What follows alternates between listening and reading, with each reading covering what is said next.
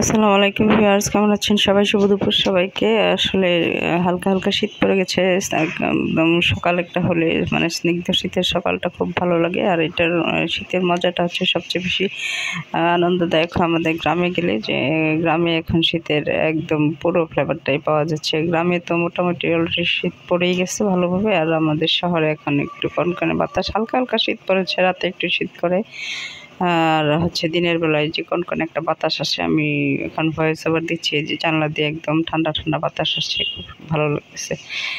আর আজকাল viewers Facebook খুললেই দেখা যাচ্ছে কি আচারি গরুর মাংস, আচারি ইলিশ মাছ, আচারি লইট্টা শুটকি, আচারি চাপা ভুনা, আচারি অমুক, আচারি তো আমার আজকে আমিও এখন আচারি একটা মশলা করে রেখেছি এবং এটা দিয়ে আজকে আমি হচ্ছে আচারি ডিমের ঝোল করব। মানে আচারি মশলা দিয়ে ডিমের ঝোল করব। খেয়ে দেখি কেমন লাগে। আসলে আচারের একটা ফ্লেভার খুবই ভালো লাগে, খেতে। তাই জন্য আমি আজকে মনে হলো যে আমি ডিম দিয়ে আজকে ডিমের ঝোল করব, আচারি মশলা দিয়ে। দেন তো এই যে সেজন্য আমি বয়াম থেকে হচ্ছে যে 3 টেবিল চামচ আচারি মশলা নিয়ে নিয়েছি, অন্যান্য মশলা দিয়েছি। তো এটা দিয়ে এখন একটু কষিয়ে নেব। কষিয়ে নিয়ে অন্যান্য মশলা পরিমাণে কম দিয়েছি।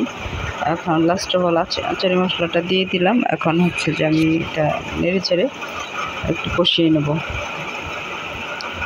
দেখি খেতে কেমন লাগে। এখন ফেসবুকে আচারি দেখতে দেখতে এখন আমার খালি সব কিছুতে আচারি খেতে মন চায় ভিউয়ার্স। এত পরিমাণে দেখা যায় এগুলার অ্যাড। আমার নিজের ভিডিওতে এগুলো অ্যাড আসে, অ্যাড তো দেখতে হয়, দেখি আর কি। তো এই যে মশলাটা কষানো হয়ে গেছে, অসাধারণ একটা ফ্লেভার আসছে। আর আচারি মশলা দিয়ে ডিমের ঝোল করব, এই জন্য আমি ডিমগুলোকে আজকে ভেজে নিয়ে ভিউয়ার্স। আমি জাস্ট সেদ্ধ করে একটু হালকা হালকা কেটে নিয়েছি, মানে যাতে আচারি মশলাটা ডিমের ভিতরে ঢুকে, সেই জন্য আমি ডিমগুলোকে হালকা হালকা একটু করে কেটে নিয়েছি ছুরি দিয়ে। তো এই যে ডিমটা কষে আসছে, দারুণ ফ্লেভার আসছে ভিউয়ার্স। তো এখন আমি এই পর্যায়ে আলুগুলো দিয়ে দিলাম, সেদ্ধ করে রেখেছিলাম আলুগুলো। তো আলুগুলো দিয়ে এখন নেড়ে চেড়ে আবারও ঢাকনা দিয়ে ডেকে 3-4 মিনিট কষিয়ে নেব।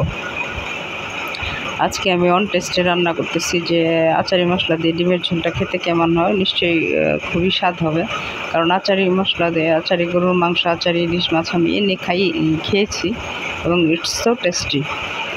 ইট ওয়াজ সো টেস্টি, খুবই মজাদার ছিল। এই জন্য আমার কাছে ভালো লেগেছে। দ্যাটস ওয়াই আমি হচ্ছে আচারি মশলা করে রেখেছি একটা। এখন এটা দিয়ে আমি সব কিছুতেই দেবো, যে না আচারি একটা ফ্লেভার আসে। তো এই যে কষানো হয়ে গেছে, এখন আমি হচ্ছে যে ঝোল দিয়ে দিলাম। 1.5 কাপ পানি দিয়েছি। তো পানি দিয়ে এখন হচ্ছে যে এটা আমি ঢেকে দেবো। ঢেকে দিয়ে আমি আর 7-8 মিনিট 10 মিনিটের মতো জাল করব। জাল করার পরে এই যে দেখুন ফাইনালি হয়ে গেছে। টেস্ট করে দেখি কেমন লাগে। তো ভালো থাকবেন, আল্লাহ হাফেজ।